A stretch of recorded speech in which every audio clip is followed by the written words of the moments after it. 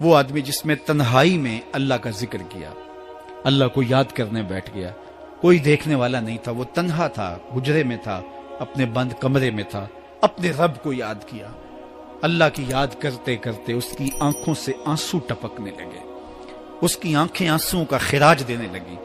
تو میرے اور آپ کے آقا و مولا نے فرمایا کہ یہ آنسو اتنے قیمتی ہیں، ان آنسوؤں کے بدلے میں قیامت کے دن اسے عرش الہی کا سایہ نصیب ہوگا، عرش الہی کا سایہ اسے نصیب ہوگا ان آنسوؤں کے بدلے میں۔ رومی علیہ رحمہ فرماتے ہیں جہاں پانی گرتا ہے وہاں سبزہ اگتا ہے، جہاں آنسو گرتے ہیں وہاں رحمت اترتی ہے۔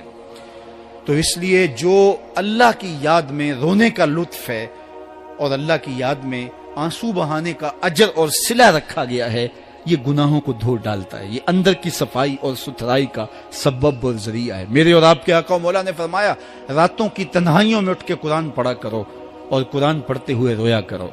پھر فرمایا فَإِلَّمْ تَبْكُوا فَتَبَاكُوا، اگر رونا نہ آئے تو رونے کی کوشش کیا کرو۔ حضرت داتا گنج بخش علی حجویری سے ایک مرید نے کہا حضرت اگر رونے کی کوشش کریں پھر بھی رونا نہ آئے، فرمایا پھر اپنے مقدر پہ رویا کرو۔ تم اتنے سنگ دل ہو گئے ہو کہ تمہاری آنکھیں آنسوں کا خراج نہیں دیتی۔ جو رونا نہیں جانتا وہ اللہ کی رحمتوں کو اور اللہ کی کرم نوازیوں کو کیسے سمیٹ پائے گا؟ بچہ روتا ہے تو ماں دودھ دیتی ہے، جب بندہ اللہ کی حضور الہاؤ زاری کرتا ہے، عجز کرتا ہے، انکساری کرتا ہے تو اللہ کی رحمتوں کو جوش آتا ہے اور اللہ تعالیٰ کی رحمتیں اس پہ برستی ہیں، اور اس کے نہ صرف گناہ معاف ہوتے ہیں بلکہ اللہ تعالیٰ اس کے گناہوں کو بدل کے نیکیوں میں تبدیل کر دیتا ہے۔ ایک فقیر تھا، ملنگ درویش، اللہ کا بندہ، اس کی عادت یہ تھی کہ اپنے ڈیرے پہ آنے والوں کو کھلاتا، ان کو پلاتا، ان کی ضروریات کا خیال رکھتا، لیکن ان کو مالی آسودگیاں نہیں تھی۔ ہوتا یہ تھا کہ بعض اوقات لوگ آتے تو ادھار لے کر کے وہ لوگوں کو کھلا دیتا۔ خیر چونکہ فقیر کا مزاج یہ ہوتا ہے کہ لوگ آئیں اس کے ڈیرے سے کھائیں، بابا بلے شاہ نے بھی کہا تھا نا اٹ کھڑک کے دکڑ بجے تتا ہووے چلا، آن فقیر کھا کھا جاون راضی ہووے بلا۔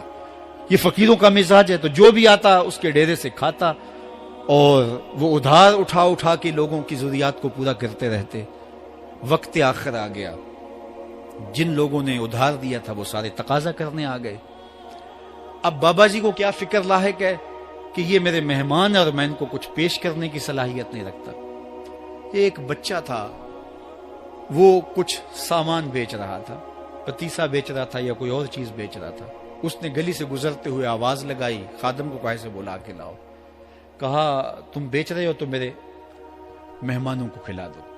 بچہ بڑا خوش ہوا کہ میں سارا دن گلیوں میں گھوم کے یہ پتیسا بیچنا تھا، اب یہ ایک جگہ ہی سارا فروخت ہو گیا تو یہ تو موج لگ گئی، میں جلدی گھر چلا جاؤں گا، میری ماں خوش ہوگی۔ تو سارا ان مہمانوں کو کھلا دیا گیا اور اس کے بعد کہا بابا جی پیسے؟ کہا تم بیٹھ جاؤ، جب ان کو ملیں گے تو تجھے بھی مل جائیں گے۔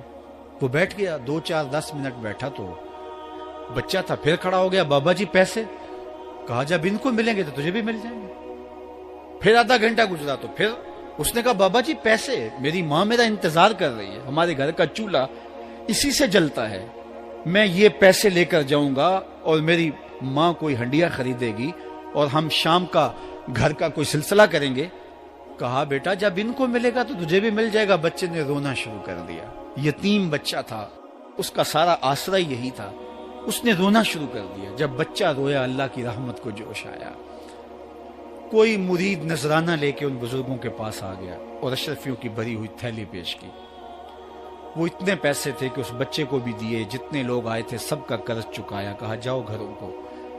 تو سب نے کہا بابا جی ہم صبح سے بیٹھے ہوئے تھے تو یہ نذرانہ دینے والا صبح سے نہیں آیا تو اب کیسے آ گیا؟ کہا صبح سے تمہارے اندر کوئی رونے والا نہیں تھا، ایک رونے والا آیا تو باقیوں کا بھی کام بن گیا۔ بعض اوقات کسی ایک شخص کی وجہ سے باقیوں کی خطائیں بھی معاف ہوتی ہیں۔ آج ہم اجتماعی طور پہ تا حد نظر اندر باہر اوپر نیچے اتنے لوگوں کے ہجوم میں اللہ کی بارگاہ سے یہ توقع رکھتے ہیں کہ مالک کتنے ہجوم میں کوئی ایک تو ہوگا جو تیرا لاڈلا ہوگا، کوئی ایک تو ہوگا جو تیرا بہت قریبی ہوگا، کوئی ایک تو ہوگا جس پہ تیری رحمتیں برسیں گی۔ تو مالک اس کے صدقے سے ہماری خطائیں بھی معاف کر دے، ہمارے گناہ بھی معاف کر دے۔ کوئی ایک رونے والی آنکھ مل گئی تو باقیوں کا بھی کام بن جائے گا۔ اٹھ فریدا ستیا تے میلہ ویکھن جا، وت کوئی بخشیا مل جاوے تے تو ہی بخشیا جا۔ میرے مالک ہم سب کی خطائیں معاف کر دے، ہم سب سے درگزر فرما، اور ہم سب کے باطن کو ستھرائیاں دے دے، ہمارے اندر کو پاکیزگیاں دے دے۔ بہت وقت میں نے اور آپ نے صاحب گزار لیا، تیزی کے ساتھ زندگی بیت رہی ہے۔ میں اگر اپنے آپ کو دیکھوں تو میری زندگی کتنی بہاریں کاٹ چکی ہے۔ اگر آپ اپنے آپ کو دیکھیں، کوئی 60 سال، کوئی 20 سال، کوئی 25 سال، زندگی تیزی کے ساتھ گزر رہی ہے۔ بندہ جب سوچتا ہے کہ میں 40 سال کا ہو گیا ہوں تو آگے میری زندگی کے اگر 30 سال بھی ہیں تو 30 سال تو کافی ہیں، لیکن وہ پیچھے اگر پلٹ کے دیکھے تو 40 سال یوں گزر گئے جس طرح چٹکی بجائی جاتی ہے۔ جب چٹکی بجانے کے وقت میں 40 سال گزر گئے محسوس ہوتے ہیں، تو جو باقی 30 سال اگر ہوئے بھی، وہ تو گمان ہے میرا، وہ تو گمان ہے آپ کا، ہمیں تو ایک سانس کا بھی نہیں پتا۔ پوچھا گیا زندگی اور موت کے بارے میں کیا خیال ہے؟ کہا فجر پڑی ہے، پتہ نہیں ظہر پڑھ سکیں گے یا کہ نہیں۔ کہا اتنی لمبی امیدیں لگائے بیٹھے ہو، کہا ظہر پڑی ہے، پتہ نہیں عصر پڑھنے کا موقع نصیب ہوتا ہے کہ نہیں۔ کہا یہ بھی طول عمل ہے۔ ایک بولا عصر پڑی ہے، پتہ نہیں مغرب پڑھ سکیں گے یا کہ نہیں۔ کسی نے کہا ایک رکعت پڑی ہے، پتہ نہیں دوسری رکعت بھی پڑھنا نصیب ہوتی ہے یا نہیں۔ کہا یہ سب تمہارے منہوں کی باتیں ہیں، میں تو کہتا ہوں ایک طرف سلام پھیرا ہے، پتہ نہیں دوسری طرف سلام بھی پھیر سکیں گے یا کہ نہیں۔ کیا موت اتنی قریب نہیں ہے؟ ہم نے اپنی آنکھوں کے سامنے لوگوں کو جدا ہوتے یوں نہیں دیکھا ہے؟ ہم کہتے ہیں اس کی خبر سنا رہے ہو موت کی، یہ تو میں نے ابھی سبزی والی دکان پہ دیکھا تھا، لیکن جب موت آتی ہے تو ایک لمحے کا تقدم اور تاخر نہیں ہوتا۔ تو صاحب آئیے اپنی زندگی کو اللہ اور اس کے رسول کی راہوں پہ ڈالیں۔ آج وقت ہے، آج موقع ہے، آج توبہ کا دروازہ کھلا ہے، کل سب کچھ نہیں ہوگا۔ آج اس کی رحمتیں آواز دے رہی ہیں، آج وقت ہے، وقت پر کافی ہے ایک قطرہ بھی آب خوش ہنگام کا، جل گیا جب کھیت برسا می تو پھر کس کام کا۔ اب آئیے سنیے، اس کائنات کے اندر ہمیں وہ خواتین ملیں گی جو پردے کے پیچھے تھی، لیکن پردے کے سامنے ماں نہیں آئی، عبد القادر جیلانی آئے۔ ماں پردے کے پیچھے تھی، پردے کے سامنے فرید الدین گنج شکر آئے۔ ماں پردے کے پیچھے تھی، مہر و ماں نے بھی آنچل نہیں دیکھا، لیکن پردے کے سامنے کربلا میں حسین ابن علی آئے۔ تو یہ پردے کے سامنے آئے، وہ پردے کے پیچھے تھی۔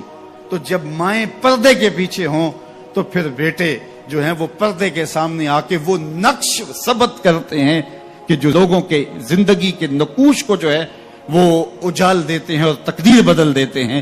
تو اس لیے ماؤں کی ذمہ داریاں گھر سنبھالنا ہے،